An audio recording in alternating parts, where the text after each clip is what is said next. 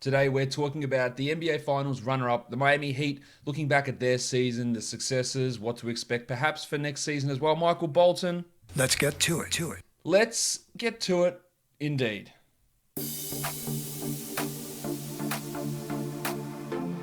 You are Locked On Fantasy Basketball, your daily fantasy basketball podcast, part of the Locked On Podcast Network.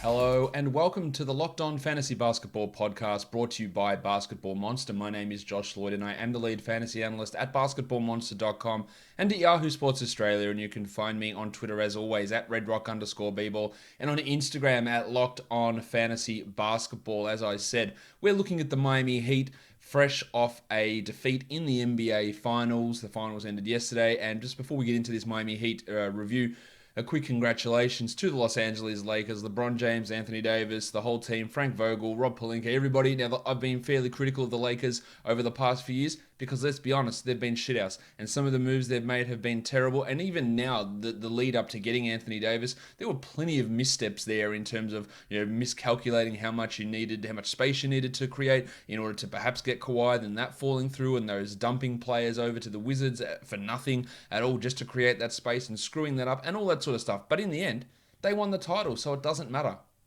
There's no asterisk on it. There's none of that bullshit on it. The Lakers win the title. They deserve to win the title. LeBron is absolutely, if he's not the greatest player of all time, he is literally right there next to Michael Jordan, and that debate is as tiresome as it gets. LeBron wins his fourth title, his ninth final appearance in the last 10 years. Just amazing stuff again from LeBron. And Anthony Davis winning his first championship. Even guys like Dwight Howard stepping up big time in the playoffs. Rajon Rondo, fantastic in Game 6. He had some big games in the playoffs. Kentavious Caldwell-Pope has been shit on all through the playoffs and in the last 3 years, really. He was awesome as well. So congratulations to the Lakers.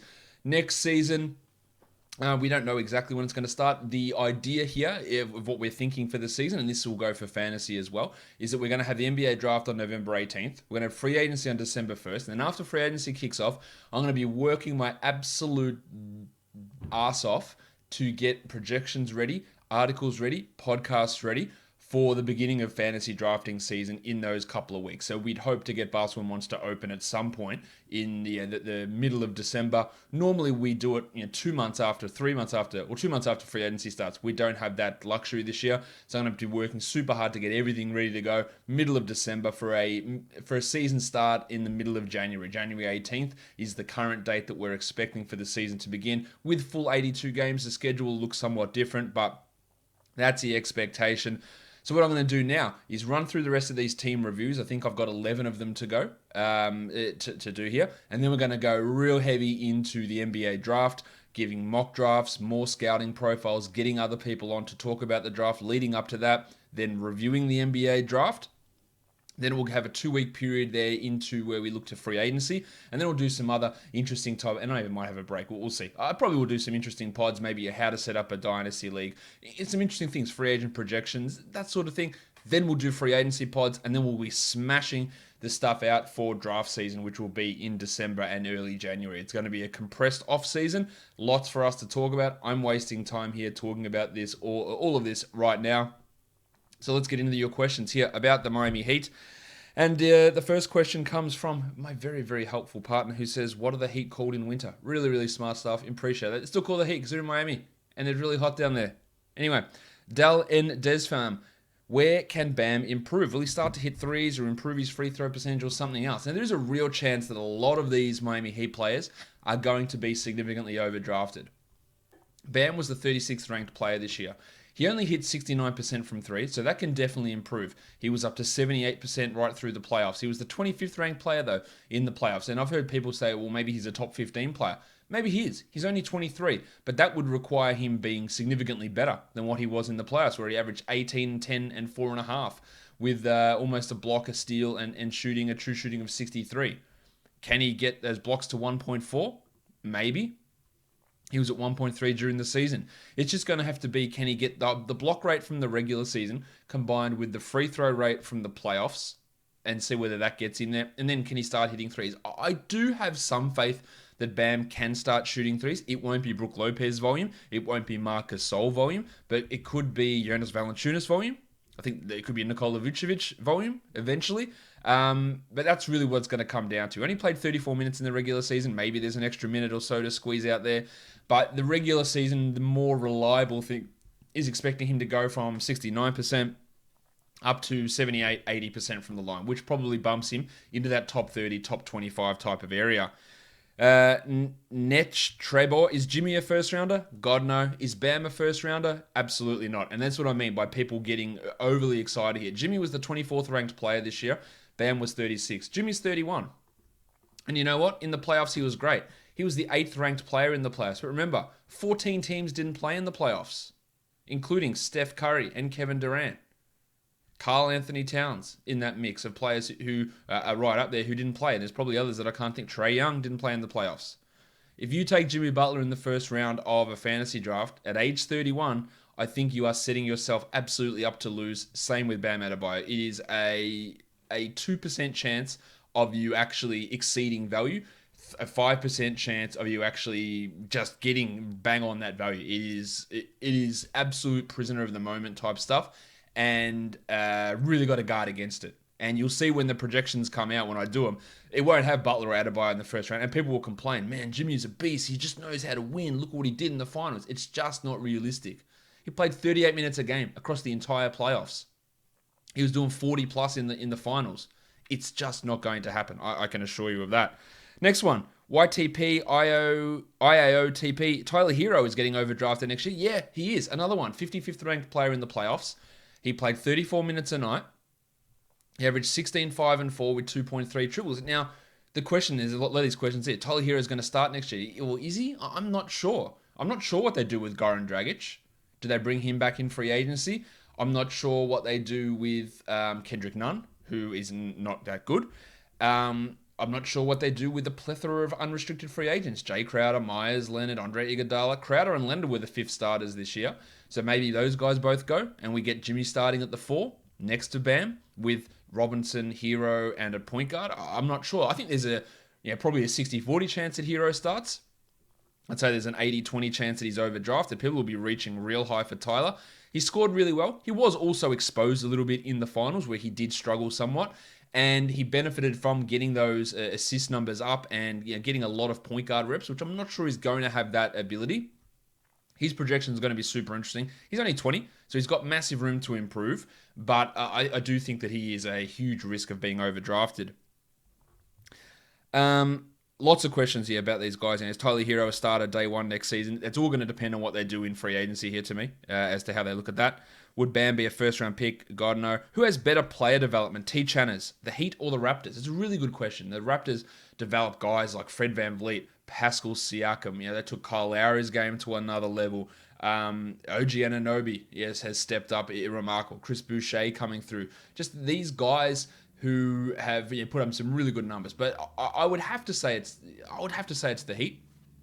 Go all the way back to discovering Tyler Johnson, Hassan Whiteside. You got Hiro. You got Duncan Robinson stepping up, Kendrick Nunn. And it's not just development, it's talent scouting and finding these guys and getting them for cheap and then developing them. Bam, as the 13th pick, stepping up to where he is. I'd say it's probably Miami. It's real close, and I'd say they are probably the best 2 teams in the NBA, so it is a good question. Do the Heat need an upgrade at point guard? Well, I guess that depends on what they're going to do there. Probably.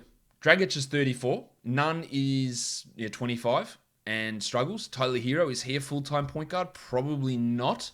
You would think that they would love to see him get Fred VanVleet. They also do want to hold on to cap space for 2021 to try and get someone like Giannis, or maybe it's Kawhi or Paul George become free agents. There's a bunch of players becoming free agents in 2021. So I think they do want to hold off on cap space there. But yeah, I think they could do with somewhat of a boost at that point guard position.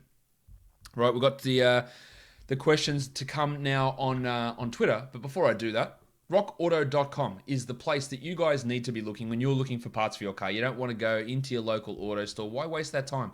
Talk to the bloke at the counter who's not going to have the parts that you need in stock. He's going to have to sit on his computer, type them into his search program, whatever it is, and order them. So it's going to be 3 or 4 weeks. And then he's going to charge you more just for the fact that you're not a professional mechanic. With rockauto.com, you can find everything that you need for your car: engine control modules, brake parts, tail lamps, motor oil, even new carpet. Whether it's your classic or daily driver, whatever you need, you can find in a few easy clicks delivered directly to your door. And best of all, rockauto.com's prices are always reliably low, and they're the same for professionals and do-it-yourselfers. Why would you spend up to twice as much for the same parts? Go to rockauto.com right now and see all the parts available for your car or truck. Right, Locked On in their How Did You Hear About Us box so they know that we sent you. Amazing selection, reliably low prices, all the parts your car will ever need. rockauto.com. Built Go is the product that you need if you're looking to find a way to get through that energy or lack of energy wall that we all often hit at 3 p.m., 4 p.m., whatever it is. Stressful environment, kids learning from home, you're working from home, can't go out, locked down for 6 months, whatever it is. Sometimes we just need that help to get through that wall in the middle of the day. And Built Go is the solution to breaking through your wall.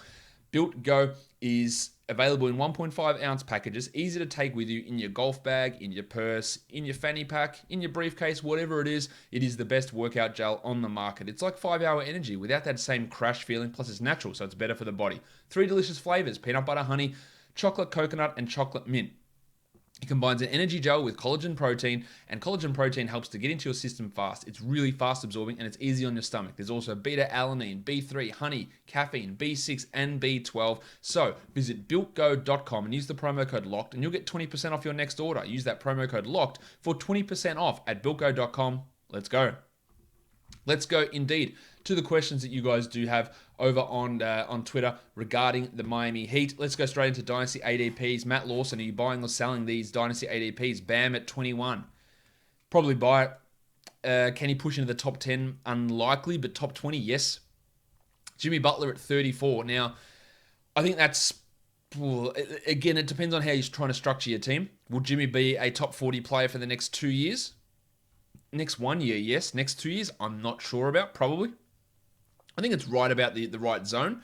Tyler Herro at 86. That's putting a lot of faith in where Hiro develops from here. I think it's still worthwhile, though, at 86. Duncan Robinson at 110. That's bang on where he was this year. I don't really see him improving much from that, so that's fine. Kendrick Nunn at 158. Sell the shit out of that. I'm not high on this bloke at all. Derek Jones at 189. I'm also not high on Derek Jones. I think he's one of those players who gets overrated quite a bit. He was 178th ranked player this year, so I guess that's reflecting that somewhat. I'm not into it. Goran Dragic at 202.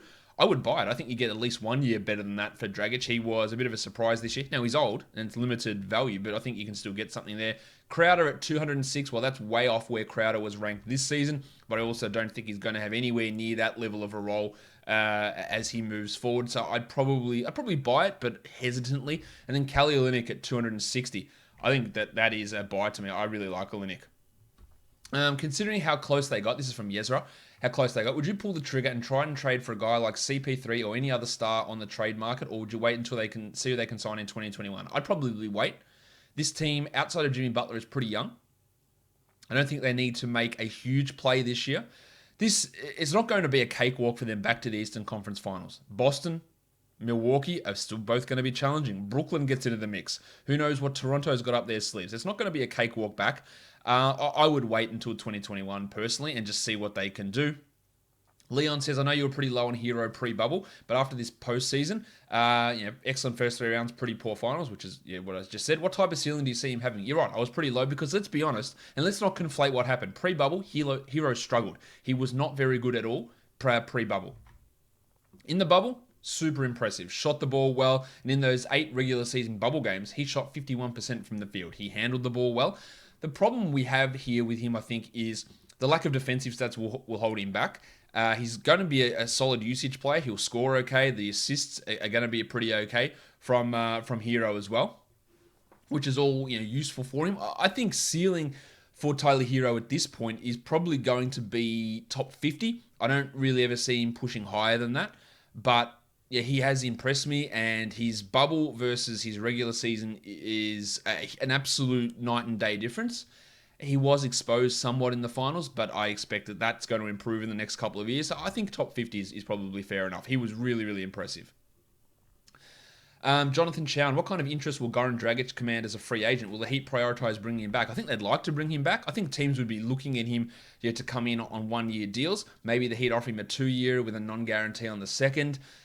He is older. He's 34. I think they would love to bring him back personally, and I don't think he's going to be overly expensive to be able to do that. That all depends what other options they have. If they have to get rid of Dragic to bring in VanVleet, then sure. But I think bringing him back on a 1-year and then seeing what happens in 2021 is probably the most likely scenario.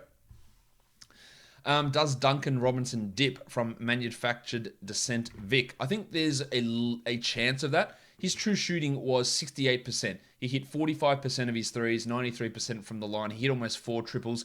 There is a chance that even if he is a 40% three-point shooter, that's falling from 45%, and that has an impact on what he provides. He doesn't do anything in rebounds, assists, steals, or blocks. He doesn't get to the line at all. He scores, and really, he hits threes. That's what he does. So if we lose 5 percentage points, then there is a dip. And I'm not saying he will lose 5 percentage points because he's a ridiculously good shooter. But in the entirety of the playoffs, he shot 40% from 3. Still really good, but it's not 45. And that's the difference there with Duncan. So, yeah, I think there is a realistic chance that A, he dips in his shooting percentage, and B, he maybe loses a couple of those minutes that he played over to Tyler Herro. Because he played 30 minutes a game during the regular season. Herro played 27. You could very easily see those two numbers switch-aroo. All right, so let's talk about these players now in more questions. Thanks to everyone, in more detail. Thanks to everyone for those questions because there were lots of them. Tomorrow, I'm going to be talking about the Oklahoma City Thunder. So get your questions in for that when you see the tweet on Twitter or you see the Instagram story. Chuck those in there, and we'll talk Thunder tomorrow as we get into the back end of all of these teams that we're looking at. All right, so the first player we look at here, of course, is Jim Butler. He's the 24th ranked player. Because he's my butler. And again, there is a lot of hype about Jimmy Butler because he did have a fantastic finals. His regular season was pretty strong. 24th ranked player. Didn't live up to where he was on Yahoo, where his ADP was 15th. So I guess you could call it somewhat of a disappointment. He averaged 20, 7 and 6, half a 3, almost 2 steals. Unbelievable from the free throw line. So one of the best players there, 83% on 9 attempts per game. But still, free throw percentage across the league went up this year. So even though Butler was an 83% shooter, he still only provided one standard score of value in that free throw percentage category. If he was an 86% shooter at 9 attempts, then it goes way up. But it wasn't as big an impact as what you'd expect. His biggest category was actually his steals, followed by his assists. He's going to be overrated significantly based on his finals, but remember, he was playing 40 minutes a game pretty much. And that's just not going to be realistic. He's also always a risk at injury. He missed like 15 games again this season. This consistently happens with Jimmy. He's going to be a year older, as we all are. So there's going to be somewhat of a decline there. Maybe that drops his free throw percentage by 1 percentage point. Maybe instead of 9 attempts, he takes 8 attempts. Maybe his steals go from 1.8 to 1.5. And that's a big thing as well. Because 1.5 is still good. But when you're elite at 1.8, if you drop those couple, that's a 10, 15 spot ranking drop. I think he's at a real risk of being overdrafted next season. He was massively impactful. PRPM 3.78, 5.8 Raptor, 59 true shooting. But I think we all have to acknowledge this is probably going to be the best season that Jimmy Butler has from here on out. I don't expect him to get better than this. It's really hard to do at age 31. He might get better. He might be the same. I think the odds would tell you this is the best Jimmy Butler from the rest. It might be a marginal drop-off. It might be a significant drop-off. That significant drop-off probably comes in 2 or 3 years. But just don't expect him to get significantly better than what he was this season. I think that would set you up for failure. Next up is Bam Adebayo. Bam, bam, bam, bam. Now, Bam Adebayo was a massive sleeper target heading into next season. We knew that Hassan Whiteside was gone. His ADP rose to 55. I don't actually remember where I had him ranked. I think I had him about 40th. He ended up 36th and played 34 minutes a night, averaged 16 and 10 with 5 assists, over a steal, 1.3 blocks. And as I mentioned, the thing that held him back was the 69% from the line. Giggity. So if that can improve, then there is room for him to get better. Now, he is only 23. He is going to be an absolute stud as he moves forward. I don't think there's really any doubt about that with Bam. I think that he's still probably 2 or 3 years away from his best season. He is the most valuable player long term on this team from a fantasy point of view. I don't think there's really any doubt about that. And he will push into that top 20 zone. Can he get to be a 20-point per game scorer? I don't think it's completely outrageous to expect him to get there. In the playoffs, he averaged 18 and 10 in 36 minutes. The 36 minutes is high. And with really good efficiency. He can be a steal and a block guy. He can be a 5 assists per game player. If he gets 20 and 11 with five assists, 1.5 blocks, a steal, true shooting 64, maybe half a 3, that's a guy you're looking at as top 15. Getting higher than that, I don't think he's ever going to get that volume of scoring or be a 15 rebound per game guy or be a 2 block per game guy, which is probably what you need to push into that top 10, top 12. But he can still get significantly better than where he was. 3.41 PIPM, 2.3 Raptor, 60 true shooting. He's 23 years of age. There is a lot of improvement still coming from Bam Adebayo. Next up is the Spur, Duncan Robinson, who was a real surprise this year. 109th ranked player. I just didn't know what sort of role he would have. He's only 26. Played 30 minutes, 13.5 points, but it's almost 4 triples on that 45% shooting, 3 rebounds, under 1.5 assists, half a steal, 47 from the field and 93 from the line. Realistically, what he provided you was 3-pointers. That's it.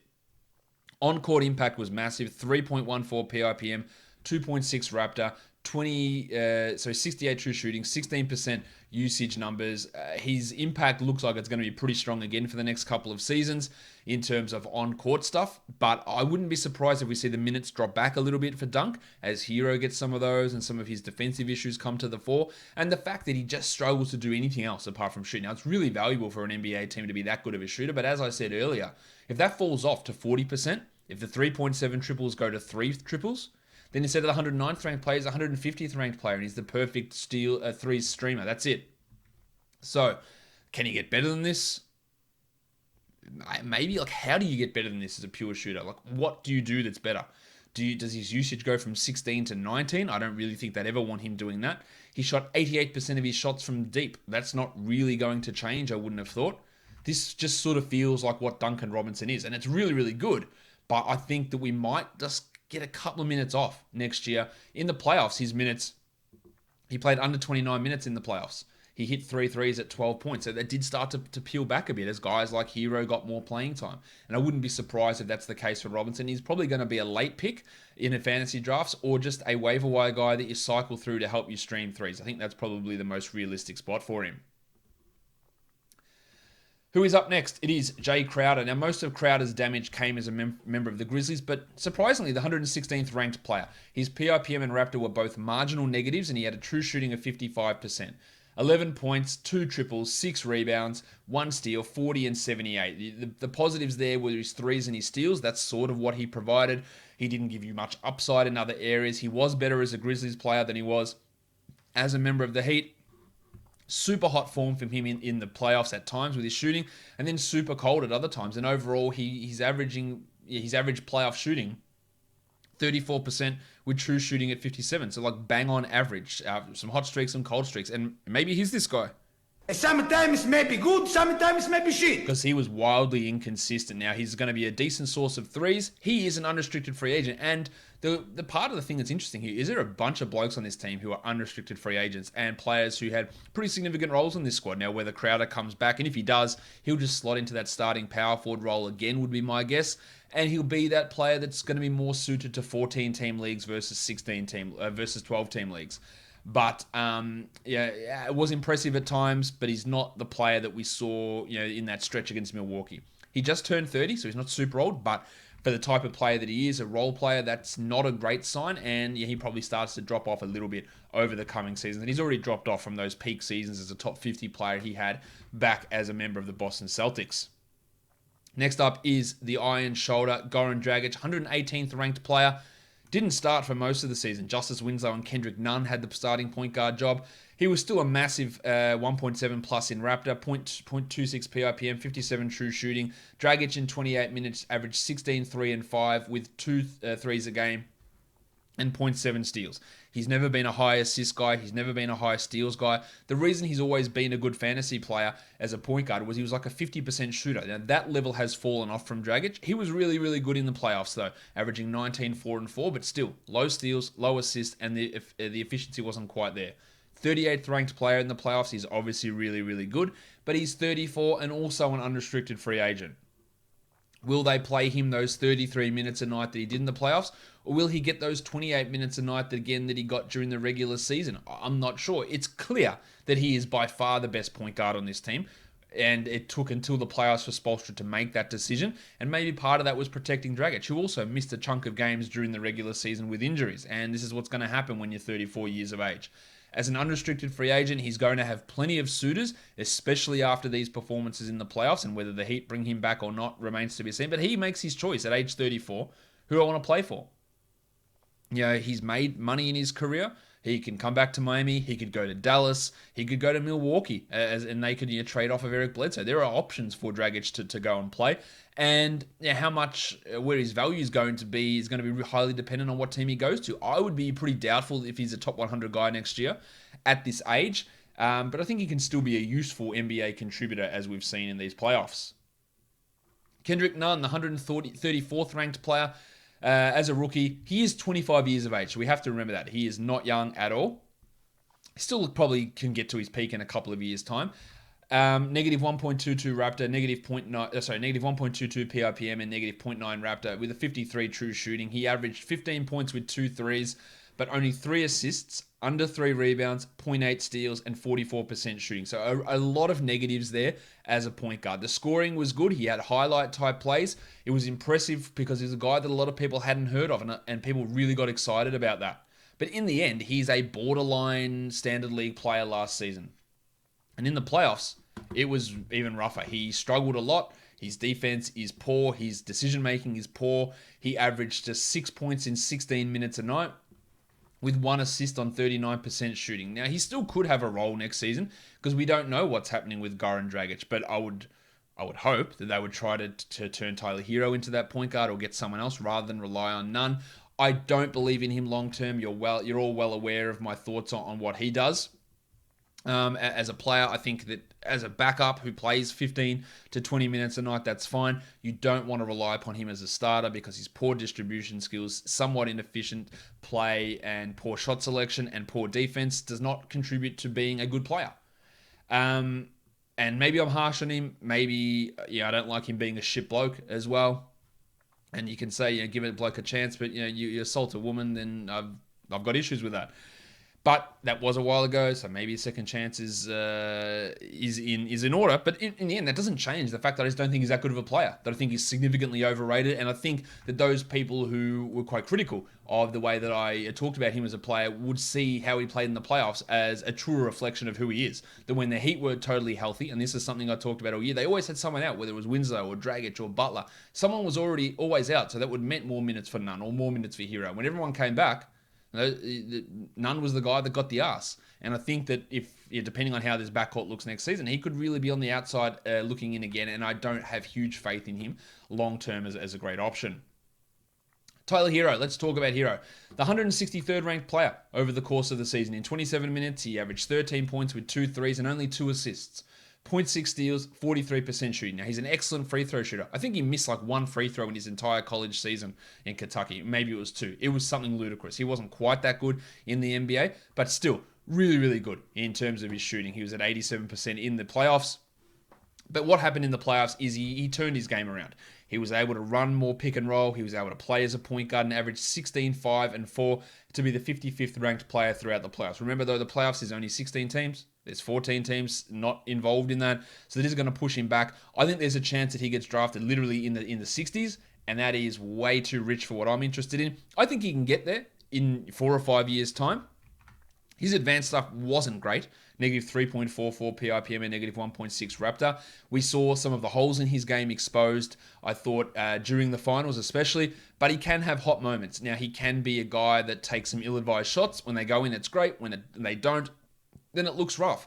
But I like the way he was able to improve his rebounding and the way he was able to improve his playmaking. But his role, I think it'll be at minimum 30 minutes. It's going to come down to what they do at point guard, whether Dragic is back and how they run that. There's still a lot of question marks as to how this all works for Hiro, but he's only 20. We're 5-6 years away from his best basketball, and I think he can be a top 50 player, as I said earlier. Really, really changed my impressions of him in the playoffs versus the regular season, but I'm still, I think, going to be lower on him for next season than a lot of people are, because as you've seen from some of the, even that's a selection of the questions, is Bam a first rounder, is Jimmy a first rounder? People will overrate what these Heat teams did and expect it to translate completely across to the playoffs, and I think Hiro is going to be the third guy that suffers that sort of comparison. Derek Jones Jr., the 178th ranked player, another guy along with Dragic and Crowder who's an unrestricted free agent. Negative 0.82 Raptor, PRPM, sorry, negative 2.2 Raptor, 62 true shooting because he only dunks, really. That's all he does.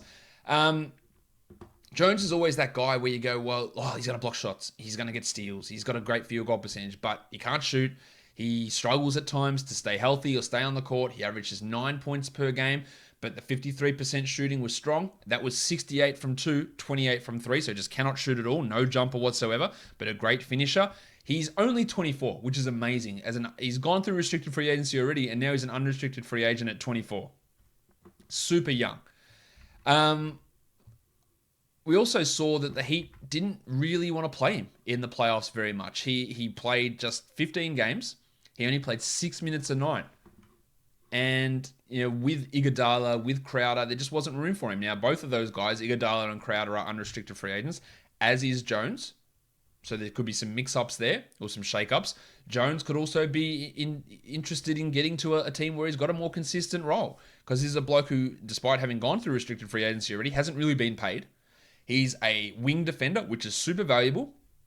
You'd love if he was able to shoot or to pass. He can't do either of those things, but the wing defense for him is something that's really interesting. And I can see him leaving this team because he's going to get an offer that's probably too rich. Now, that could also lead to him being overdrafted somewhat, but he's got 3 categories where he can be strong: steals, blocks, and field goal percentage. So if he can get to 30 minutes a night somewhere, maybe he is 1.7 steals, 1.1 blocks, 56% from the field, averaging 11 points, and that's probably enough to sneak into the top 100, top 110, around that area. How much that happens is going to be dependent on what happens with him in free agency. But a player that I'm always a little bit lower on than most other people, and people are always hyping him up, and he's never been able to live up to that. And we'll see if this offseason's any different. Kelly Olynyk, this is a guy that I've always liked, and struggles to consistent minutes, and I just don't think that's ever going to change. 182nd ranked player, Olynyk, this year, plus in PRPM and in Raptor, a 62 true shooting. He averaged 8 and 5 with 1.5 threes on 46 and 86 from his field goal percentage and free throw percentage. Didn't do much with his defensive numbers. You don't really expect that from Olynyk. He's got a $12 million player option, which he almost undoubtedly will exercise for this upcoming season. I don't know what the Heat will do. Remember, they started Myers Leonard and Bam Adebayo all regular season. I think it would have been better starting Kelly Olynyk there, but Olynyk was the guy that would get the bulk of those minutes anyway. But as has always been the case with Olynyk, especially under Spoelstra, he'll play 30 minutes, 28 minutes a couple of nights and look really good, and then play 12 minutes or 14 minutes. He's all over the shop in terms of playing time. In the playoffs, he averaged 7 or 8 and 5 in 15 minutes. Look, if Bam ever gets hurt and Olynyk has to start and play 30 minutes, he will be a fantasy pickup. But at this point, he's a reliable enough big man who can shoot somewhat, be okay offensively, has some passing ability. He's not a terrible defender. He's not the greatest defender, but he's not a terrible defender. But he's sort of settling into his role at this point of being this strong backup big man. He is also going to turn 30 in about 6 months' time. So that's something that I think is probably a little bit underrated with Kelly Olynyk.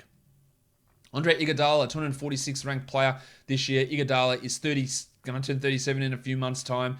Only played 21 games in the regular season, 20 minutes, 4 points, 4 assists, 4 rebounds, 2.5 assists. He's never going to be a good fantasy player anymore.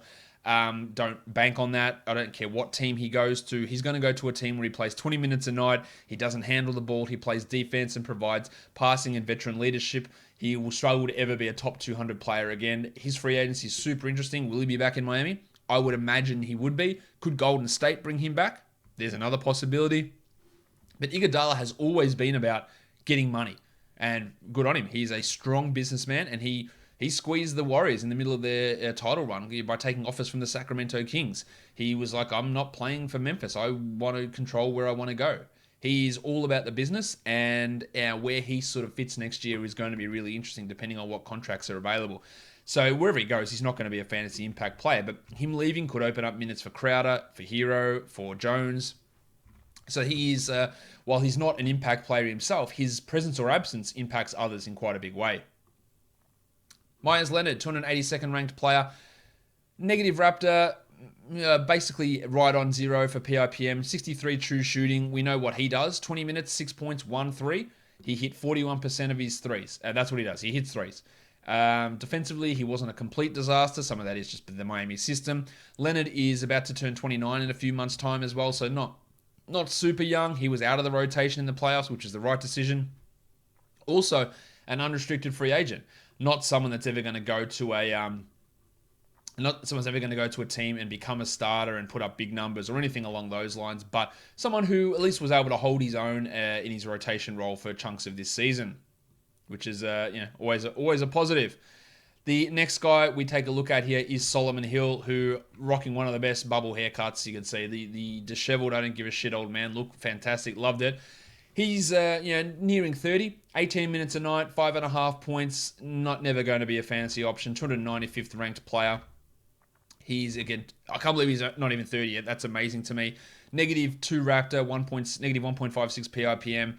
He just is Solomon Hill, and that's sort of who he is. I don't really know what more to say. Can provide some good defense at times. Unrestricted free agent, just another one of those options that could be on the move to another team and maybe opening up some rotation minutes for Miami. Chris Silva, they're onto the young guys now. 410th ranked player. The advanced stuff is pretty rough for him, but 65 true shooting is strong. 17% usage. He played 44 games, really prominent early on in the season. Only 8 minutes a game, but 3 points, 3 rebounds, 62% from the field, and half a block. And in 8 minutes, they're really good numbers. I thought he looked okay. And his G League numbers, they're not spectacular, but 2.5 blocks and 83% from the field is spectacular. Now, it's only 2 games that he played in the G League because he was able to get his two-way converted to a full-time contract. I thought he looked okay at times this season. He's not someone to really rush out long-term for, but just someone who showed that as an NBA rotation player, I think there is something there with Chris Silva. He's never going to be a starter caliber player, and he's already 24, so that's somewhat of a concern. But a guy that didn't look out of place on an NBA roster. The next guy is really interesting, and I'm not sure what to think of this guy, and that is KZ Okpala. 461st ranked player. We saw 25 minutes of him play during this season. 5 games, 5 minutes a night, 1 point. Really not indicative of anything. It can't tell us much.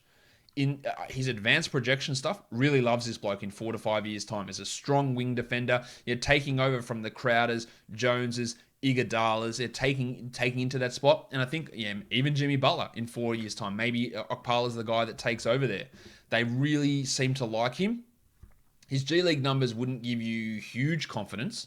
28% shooting from 3, under 12 points, but 7 rebounds, 1.3 steals, 1.1 blocks. That's where the interest lies. Now, his G League PIPM was bad, and he is a long way away. And I don't think he's a rotation player next season. I think we're still a couple of years away, but the shooting has to come around. Defensively, there's something there. I'm not really buying into some of the advanced projection stuff here for Okpala. I didn't really particularly buy it at the time. His numbers coming out of Stanford weren't that great for fantasy, and I think that's going to be the case for him as he moves forward. Is he just going to be another Derek Jones from a fantasy stat profile point of view? I think that is a legitimate risk here for Okpala, but a name that, as a young guy, there's not that many of those guys on this team. He's someone to look at. Gabe Vincent, the 489th ranked player. Didn't play a huge amount again in the NBA this year, as most of these guys didn't. 9 games at 9 minutes, 2 points per game. Vincent, though, in the G League was unbelievable. He averaged 21 points per game. He started out, he played for Stockton at some point. 41% three-point shooter. He averaged 3 rebounds and 2 assists with 1.2 steals, but a high-volume scorer and a high-volume three-point guy. He attempted over 10 threes a game and hit 4 of them. Don't tell me that doesn't have a place in the NBA, because if he can find a way to be, I guess, not a negative defensively, not saying he's going to be the next Duncan Robinson, but another option to come in and bang threes, I think Gabe Vincent is a name that you at least have to remember. He's a restricted free agent. He's probably a couple of years away from his peak, but that level of three-point shooting absolutely has a place, whether it's on this team or another team. Gabe Vincent is a name to at least keep in your mind. The last guy we talk about here is Kyle Alexander, the 509th ranked player. He played like 13 minutes in the league, so didn't really get to see much out of him. He's a power forward. And in the G League, he's 6'10". He averaged 11 points in 25 minutes with 9 rebounds and 2 blocks. Doesn't shoot threes, but hyper efficient, 69% from the field and 71% from the line. That's those blocks that are important. His G League POPM was actually massive, 3.31. I don't really buy him to become an NBA caliber player. He is 24 already. I'd much think that I think Silver's got a bit better chance of that, and I think Vincent's probably got a better chance than both of those guys. But they are the 3 Heat weird G League type guys, and we know they can find these players. And then Okpala's the other one that barely played, who's got some upside as a wing defender, but needs a lot more to go right to become a really interesting fantasy player. That'll do it for me today, guys. I'll be back tomorrow talking about the Oklahoma City Thunder, so don't forget to get your questions ready for that. Subscribe, Apple Podcasts, Google Podcasts, Stitcher, Spotify, and on YouTube. Guys, we are done here. Thank you so much for listening, everyone. See ya.